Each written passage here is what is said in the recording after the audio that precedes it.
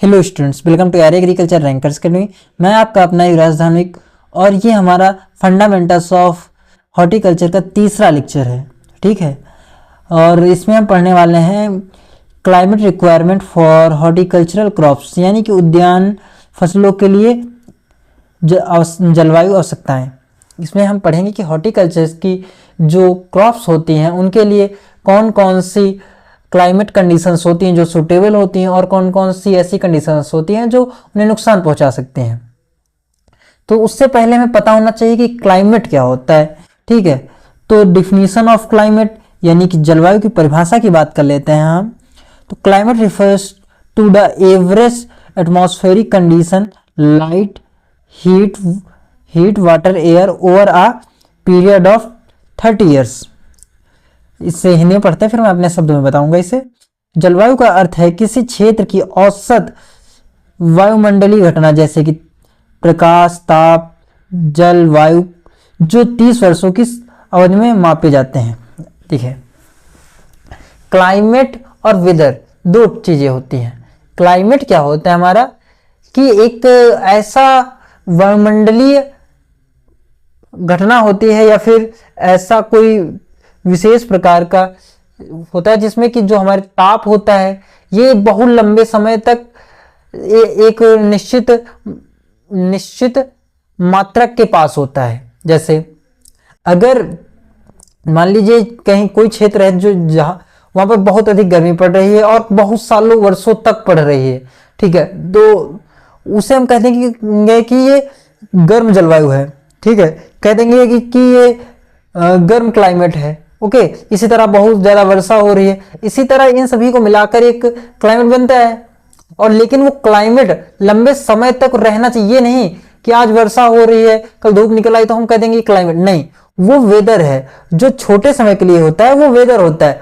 Climate जो होता है लंबे समय तक जो स्थितियां होती हैं, वातावरणीय वायुमंडलीय स्थितियां होती हैं जो लंबे समय तक रही, वर्षों वर्ष हो रहे हैं, उन्हें हम क्या कह देंगे? क्लाइमेट कह देंगे। ठीक है, अब बात करते हैं आगे इंपॉर्टेंस ऑफ हॉर्टिकल्चर की, importance of climate in horticulture, यानी उद्यानिकी में जलवायु का महत्व क्या है। Climate is the most important factor influencing the choice of crop in region. किसी क्षेत्र में फसलों की पसंद को प्रभावित करने वाला सबसे महत्वपूर्ण कारक जलवायु है। ये पसंद कहाँ से आगे बीच में, अब आप सोच सकते हैं पसंद इस हिसाब से बीच में आई। अगर कोई क्लाइमेट है, ठीक है, और दो फसलें हैं, कोई एक ही फसल की दो वैरायटियां हैं, एक ये है, ठीक है, बी ये है। अब यहां पर ये वाली जो वैरायटी है, आप ये सर्दियों के लिए उचित है, यानी विंटर्स के लिए, वहीं पर विंटर्स तो वेदर में आ जाना चाहिए, तो हम इसे विंटर नहीं लेंगे, इसे हम मान लेते हैं कि पहले इसे रफ करते हैं। हाँ, अब बात करते हैं। देखिए, ये मान लेते हैं कि ये उगती है हमारा कूल यानी जो चिल क्लाइमेट होता है वहां पर, और ये हीट यानी बहुत ज्यादा गर्म वाले में उगती है। तो आप जिसका जैसा होगा, ठीक है, उसे वो वैरायटी पसंद आएगी।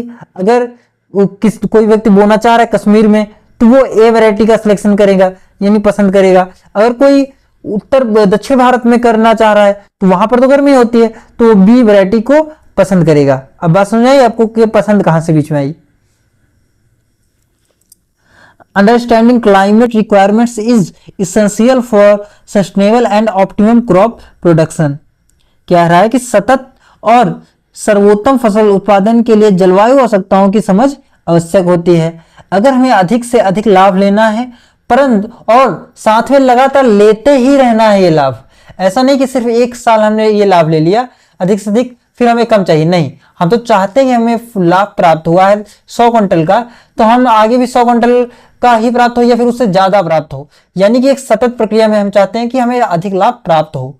और वो कैसे होगा, जब तक हम अपनी जलवायु को अच्छे से नहीं समझेंगे तब तक ये संभव नहीं हो पाएगा। तो हमें अपने जलवायु आवश्यकताओं की समझ विकसित करनी होगी ताकि हम सतत लाभ प्राप्त कर सकें। इसी में अब जो क्लाइमेट को निर्धारित करने वाले कारक होते हैं, पहला कारक होता है लाइट यानी कि प्रकाश। अब प्रकाश होता क्या है पहले बात करें। Light is a electromagnetic radiation 4000 to 7700 angstrom essential for photosynthesis.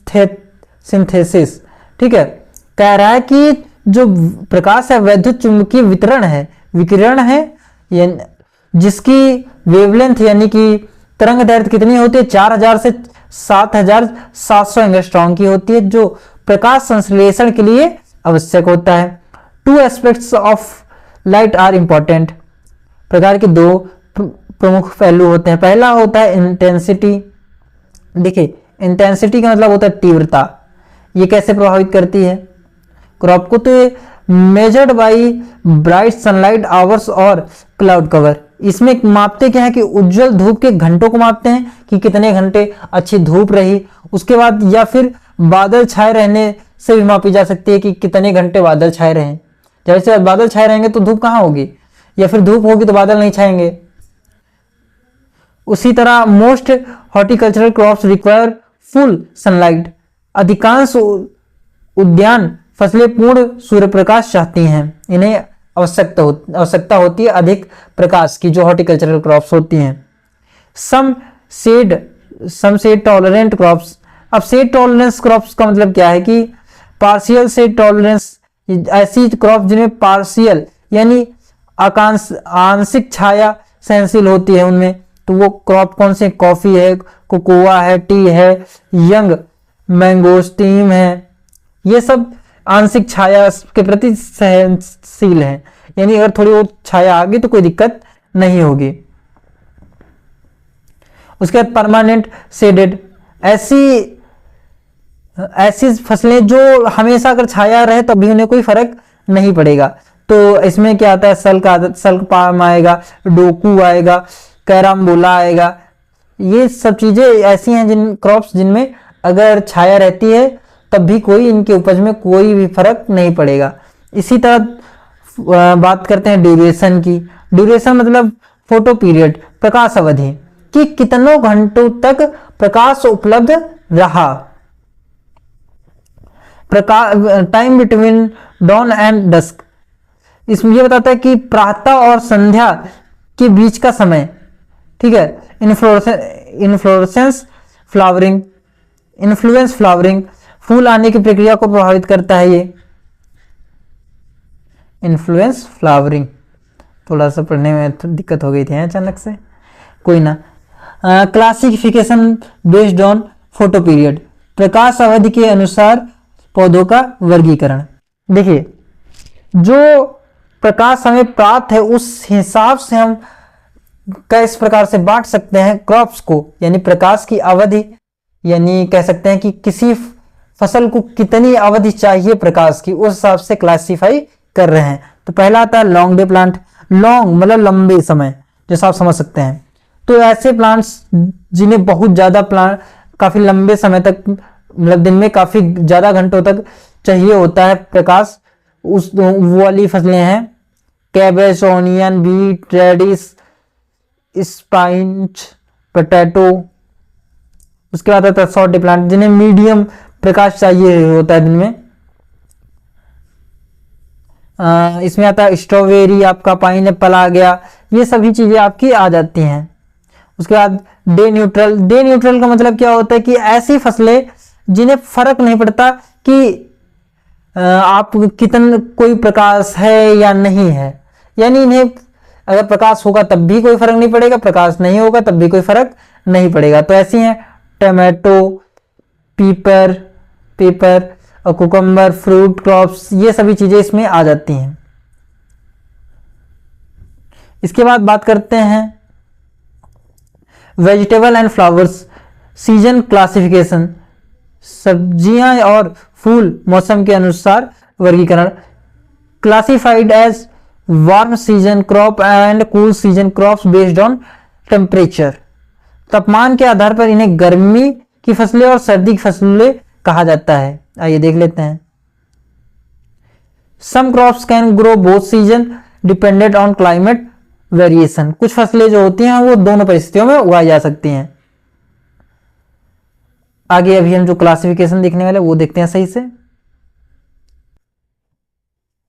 देखिए, classification of vegetable and flower crop according to season. पहले इधर एक सीजन लिख रखा है मैंने, फिर इधर वेजिटेबल लिख रखा है कि कौन सी सब्जी और कौन से फ्लावर है। तो देखिए, वार्म सीजन यानी गर्म मौसम की जो सब्जियां वो क्या है, बैटल ग्राउंड लौकी, वाटर मेलन यानी तरबूज, ब्रिंजल यानी बैगन, टमाटो मतलब टमाटर, और क्लस्टर बीन मतलब ग्वार, और ओकरा मतलब भिंडी, स्वीट पोटैटो यानी शकरकंद। ये सब सब्जियां हैं जो सर्द मौसम में गर्म मौसम में उगाई जाती हैं। अब गर्म मौसम में ही कौन से फ्लावर उगाए जा सकते हैं, तो मैरीगोल्ड हो गया, जीनिया हो गया, सनफ्लावर हो गया, इस तरह की हैं। आप इनके स्क्रीनशॉट ले सकते हैं, ठीक है, पढ़ लीजिएगा ध्यान से। इसी तरह आ जाता है कूल सीजन की क्रॉप्स। कूल सीजन में हमारा, कूल सीजन का मतलब क्या है, जो विंटर्स में उगाई जाती हैं, जैसे सब्जियां कैबेज यानी पत्ता गोभी, कॉलीफ्लावर, बीन, और इसी तरह फ्लावर इधर दे रखे हैं, एस्टर, पॉपी, ये सब ये दे रखे हैं। इन्हें आप स्क्रीनशॉट ले लीजिए, आराम से याद कर लीजिएगा, ठीक है, स्क्रीनशॉट ले लीजिए। इसी तरह आप दूसरा जो फैक्टर आता है वो आता है ताप, मतलब जो क्लाइमेटिक कंडीशन का महत्वपूर्ण घटक है वो क्या है, ताप यानी हीट है। Heat is energy transferred due to temperature difference measured by thermometer. पहले ताप है क्या, ये देखिए। ताप वह ऊर्जा है जो तापमान के अंतर के कारण स्थानांतरित होती है, थर्मामीटर मापी जाती है। क्या है कि ये एक एनर्जी होती है जो कि कम तापमान से अधिक तापमान वाली चीज से कम तापमान वाली चीज की ओर बहती है। से ये अधिक, ये कम। अब बात समझ में आई। At equator sea level average temperature जो होता है वो 26 से 27 डिग्री सेल्सियस होता है, 26 to 27 डिग्री सेल्सियस होता है। भूमध्य रेखा के समुद्र तल पर जो औसत तापमान होता है वो 26 से 27 डिग्री सेल्सियस होता है, हिंदी में भी लिखा है।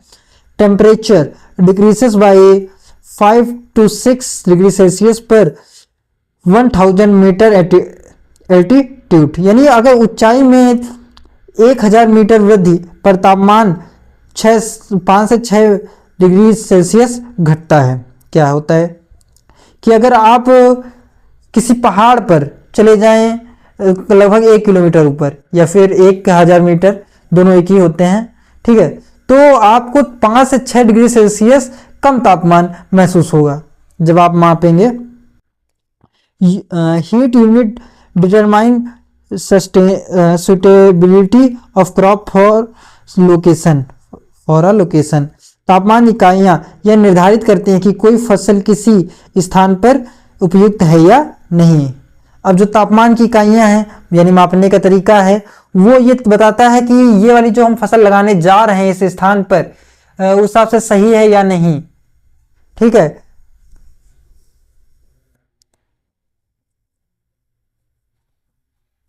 जैसे एग्जाम्पल की बात कर लेते हैं, लेकाटन बनाना take 13 months at sea level and 14 months at 100 metre altitude. यही बात है कि अगर लेकाटान बना केला जो होता है समुद्र तल पे अगर आप उगा रहे हैं तो 13 महीने में पक जाता है। इसके विपरीत अगर आप समुद्र तल से 1000 मीटर की ऊंचाई पर उगा रहे हैं तो वही बनाना आपको देखने को मिलेगा कि 14 मंथ में पकेगा। ऐसा क्यों हुआ? क्योंकि टेम्परेचर डिफरेंसेस हैं, तापमान में अंतर है। उसके बाद चिलिंग रिक्वायरमेंट्स क्या होता है, यानी शीतलन आवश्यकता की बात करें। Temperature fruits like apple, pear, peach need cold to break dormancy. शीतोष्ण फल जैसे कि सेब, अनाशपत्ति, आड़ू को निष्क्रियता तोड़ने के लिए ठंड चाहिए होती है। ऐसे फल जो डोरमेंसी जब ब्रेक की हो जाती, सुसुप्ता अवस्था बोलते हैं डोरमेंसी को, ठीक है। उन्हें अगर डोरमेंसी तोड़नी होती है तो उन्हें कूल वातावरण यानी ठंडे वातावरण की आवश्यकता होती है। Chilling and frost are harmful to tropical and subtropical. जो ठंड और पाला उष्णकटिबंधी और उस उपोष्ण कटिबंधी फसलों के लिए हानिकारक होते हैं। क्यों होते हैं भाई? क्योंकि उन्हें गर्मी में, वो पौधे जो हैं गर्मी में रहने के अनुकूल हैं। अगर अचानक से उन्हें ठंड मिली या फ्रॉस्ट पाला आ गया तो जाहिर सी बात है उन्हें डिसऑर्डर्स होंगे। और मेन चीज है कि उनमें जो उनकी प्रक्रियाएं होती हैं उनमें बाधा उत्पन्न होगी, तो किसी ना किसी प्रकार के डिसऑर्डर्स। अब आप देख सकते हैं मैं कभी डिसीज टर्म यूज करता हूँ, कभी डिसऑर्डर्स। देखिए, जब क्लाइमेट कंडीशन के कारण कोई प्रकार का विकार आता है, यानी कोई प्रकार की कमी, पौधा रोग टाइप का कुछ शो करता है, तो उसे बोलते हैं डिसऑर्डर्स, ठीक है। और अगर किसी पैथोजन के कारण कोई कमी, उसमें कोई सिम्टम्स शो कर रहे हैं तो उसे डिसीज बोलेंगे। पैथोलॉजी में आपको पढ़ाऊंगा मैं बाद में। हाई टेम्परेचर प्रॉब्लम यानी उच्च तापमान की समस्याएं, विल्टिंग यानी मुरझाना, सूर्य जलन, मृत धब्बे यानी नेक्रोटिक स्पॉट, प्लांट डेथ यानी पौधे की मृत्यु, ये सब चीजें देखने को मिलेंगी हाई टेम्परेचर प्रॉब्लम के कारण।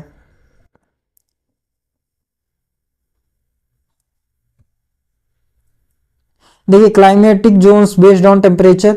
अगर क्लाइमेटिक जोन्स निर्धारित करने हो हमें टेम्परेचर के आधार पर, तो कैसे निर्धारित करेंगे? तो इधर क्लाइमेटिक टाइप लिखा है, कैरेक्टर लिखा है, और एग्जाम्पल ऑफ फ्रूट टाइप की इसमें कौन से क्रॉप की फसल उगाए जा सकते हैं। यानी पहले बात करते हैं ट्रॉपिक की। यहाँ पर नो विंटर यानी सर्दी नहीं होती। इसमें कौन कौन से आते हैं? मैंगो आ जाता है, बनाना आ जाता है, पपाया, कोकोनट, कैस्यू और पाइनएप्पल। वही चीज हिंदी में नीचे लिख रखा है कि उष्णकटिबंधीय यानी सर्दी नहीं होती यहाँ, इसकी हिंदी भी नीचे लिखी है। आम, केला, पपीता, नारियल, काजू, अनानास। उसका सब ट्रॉपिकल आता है। माइल्ड विंटर यानी हल्की फुल्की होती है। Guava, citrus, grape, date, palm, pomegranate and lychee. इसकी हिंदी भी वही है कि उस उपोष्ण कटिबंधी हल्की सी ठंडी सर्दी होती है। अमरूद, नींबू वर्गीय फसलें जो होती हैं, नींबू वर्गीय जो फल होंगे, अंगूर होगा, खजूर होगा, नार, लीची, ये सब। उसका टेम्परेट आता है जहाँ पर जो विंटर्स होंगी काफ़ी ज़्यादा होती हैं। इसमें आपका सेब, अनाशपाती, आड़ू, स्ट्रॉबेरी ये सब पाए जाते हैं, ठीक है। ये हिंदी लिख रखी है शीतोष्ण इसकी। उसके बाद बात करते हैं, नीचे कुछ पॉइंट्स और हैं वो पढ़ेंगे पहले। However, classification is flexible. Some tropical fruits can be grown in subtropical and vice versa. यह वर्गीकरण लचीला होता है। कुछ उष्णकटिबंधीय फसलें उपोष्णकटिबंधीय क्षेत्रों में भी उगाई जा सकती हैं और इसके विपरीत कम चिलिंग आवश्यकताओं वाली शीतोष्ण फसलें जैसे स्ट्रॉबेरी, आड़ू, नाशपाती उपोष्णकटिबंधीय में उगाई जा सकती हैं। देखिए, बात इतनी सी है, अगर कोई भी चीज है, अगर मान लीजिए कि कोई वैरायटी है सेब की, उसे कम तापमान की आवश्यकता है तो हम उसे उगा सकते हैं उपोष्णकटिबंधीय क्षेत्र में, क्योंकि वहां पर हल्की फुल्की विंटर भी होती है, ठीक है। जैसे कि उत्तर प्रदेश का रीजन हो गया, इन सब जहां पर हम उगा सकते हैं ये। हालांकि ट्रॉपिकल जो अभी जो क्लाइमेट जोन हो गया, इसके बाद वाला शायद लेक्चर है, ठीक है।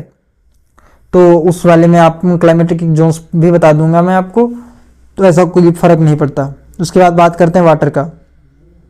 वाटर की बात करें यानी जल, तो सबसे पहले बात करते हैं जल होता क्या है। Water is a transparent, odourless, tasteless liquid compound of hydrogen and oxygen H2O having 11.9% hydrogen and 88.81% oxygen. इसका हिंदी वर्जन बस यही हुआ कि एक पारदर्शी, गंधहीन, स्वादहीन तरल पदार्थ होता है जो कि बना किससे होता है? हाइड्रोजन और ऑक्सीजन से मिलकर बना होता है। सूत्र H2O लिखा ही है। और इसमें दो जो हाइड्रोजन और ऑक्सीजन की कितनी मात्रा होती है, तो हाइड्रोजन की मात्रा 11.19% होती है और ऑक्सीजन की मात्रा होती है 88.81% ऑक्सीजन की मात्रा होती है। उसके बाद रोल इन प्लांट ग्रोथ की, इसका पौधों की वृद्धि में इसकी क्या भूमिका है भाई, क्यों पढ़ रहे हैं इसे हम, तो एक्ट एज सबस्ट्रेट इन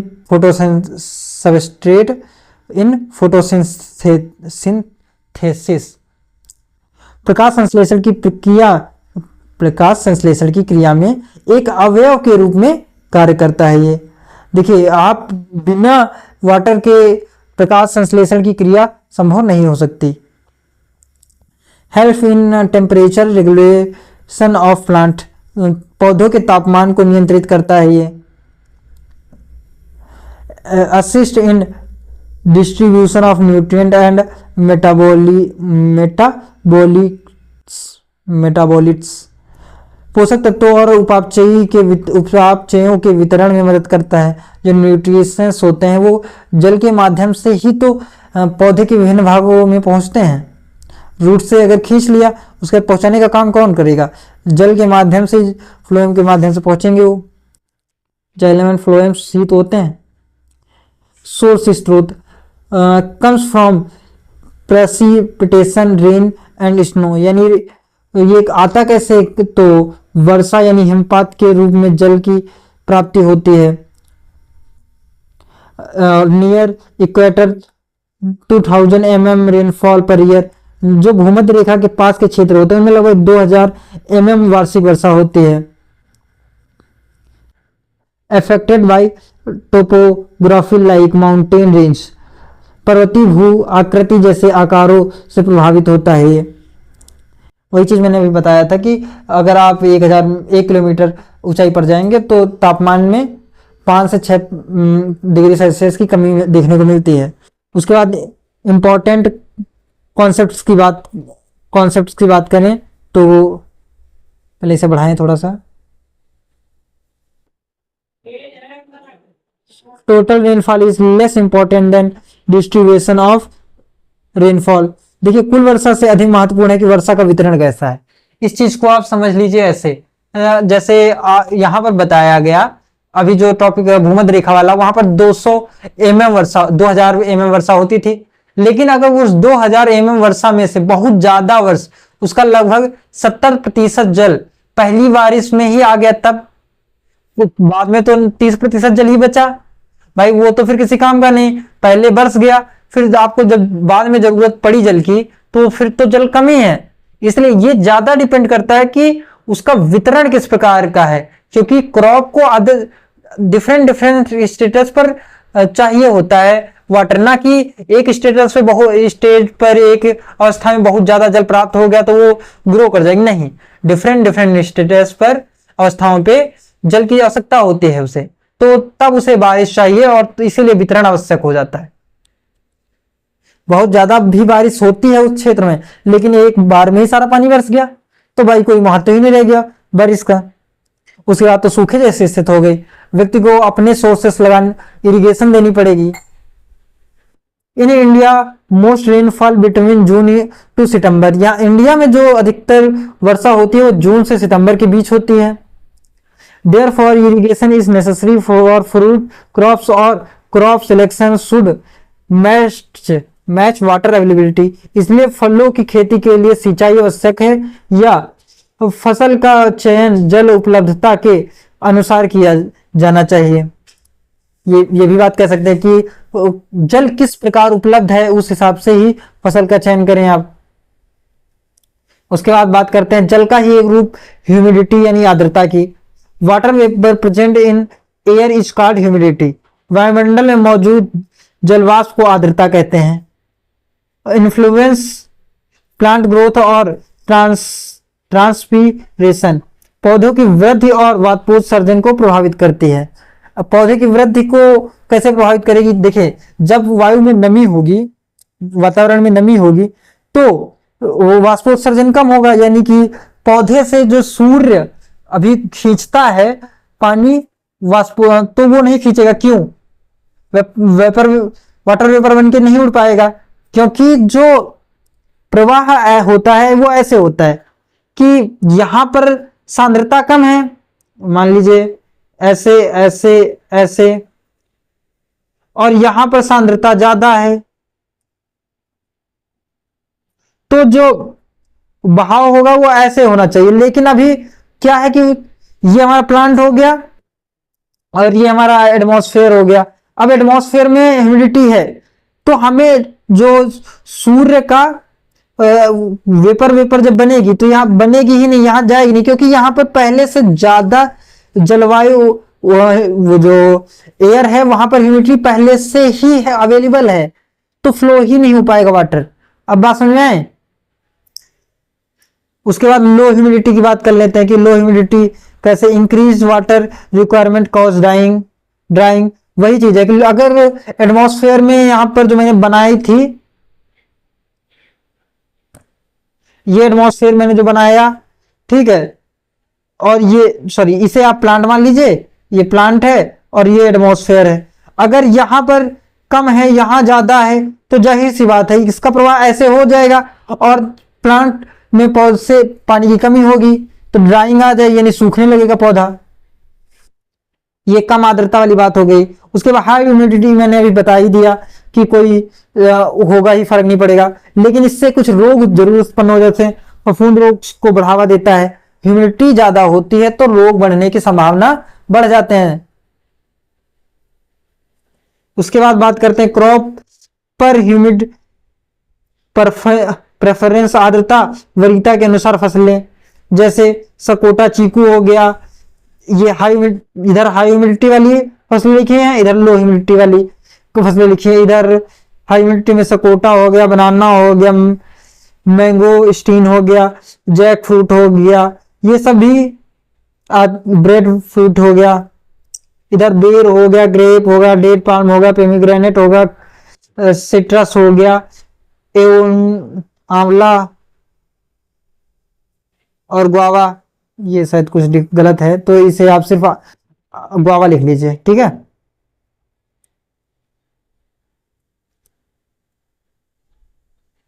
अब बात करते हैं एयर की कि एयर वायु किस प्रकार प्रभावित करती है। डिफिनीशन देख लेते हैं वायु क्या है। Air is a mixture of gases like oxygen, nitrogen and other that surrounded the earth and form the atmosphere. Air है क्या कि जो ऑक्सीजन, नाइट्रोजन जैसी गैसों का मिश्रण है जो पृथ्वी को चारों ओर से घेरे रहती है और वायुमंडल बनाती है। इंपॉर्टेंस फॉर प्लांट्स की इंपॉर्टेंस क्या है। सबसे पहली चीज जो हम जानते हैं सांस लेना, सांस हम भी लेते हैं वो भी लेते हैं, तो सप्लाइज ऑक्सीजन फॉर रेस्पिरेशन, श्वसन के लिए ऑक्सीजन प्रदान करती है मनुष्यों को। अगर यहीं पर प्लांट्स की बात करें तो उन्हें CO2 प्रोवाइड करती है। और पोल्यूटेड एयर एग्जाम्पल के लिए बात कर रहे हैं SO2 sulphur dioxide, CO2 carbon dioxide, NO nitrogen, ये NO लिखा है कि सिर्फ NO2 लिखा है, NO है सिर्फ, हाँ, और ये CO है कार्बन मोनोऑक्साइड और हाइड्रोकार्बन्स जैसे कि एथिलीन हो गया, मेथेन हो गया। ये सब निगेटिव इफेक्ट्स प्लांट ग्रोथ, यानी कि ये जो पोल्यूटेड एयर्स हैं इनका प्रभाव, दूषित प्रभाव पड़ता है हमारी प्लांट के ग्रोथ में यानी वृद्धि में। उसके बाद विंड की बात कर लेते हैं। हवा का बहाव कैसा होता है। Excessive wind cause damage due to damage to crop specially in desert, coastal areas and valleys. अत्यधिक रेगिस्तान, तटीय क्षेत्रों और घाटियों में फसलों को नुकसान पहुंचा सकते हैं। कैसे पहुंचा सकते हैं आप समझिए। रेतीले जो क्षेत्र होंगे या तटीय क्षेत्र होंगे वहां पर वायु का प्रभाव तेज होता है अपेक्षाकृत असामान्य क्षेत्रों में या पहाड़ी एरिया में, ठीक है, तो वो पौधे को उखाड़ के फेंक देंगी, फसल को उखाड़ के फेंक देंगी या पौधे को लचा देंगी, फिर झुक जाएगा तो फिर गिर जाएगा। इस तरह use of wind breaker and shelters is recommended in such areas.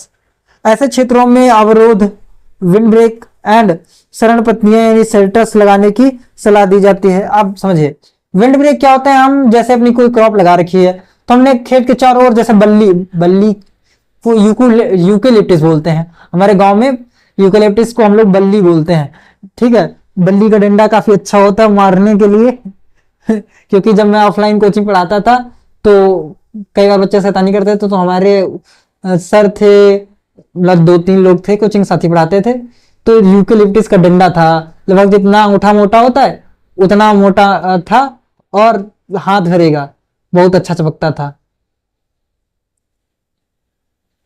हालांकि कई बार बच्चे शिकायत करते थे कि भैया आप बहुत तेज मारते हैं, लेकिन क्योंकि नया नया था और मारने का एक्सपीरियंस भी नहीं था, तो जैसे हाथ से मारता था तो लग जाती थी उन्हें। स्टॉर्म एंड हरिकेन्स की बात कर लेते हैं। स्टॉर्म्स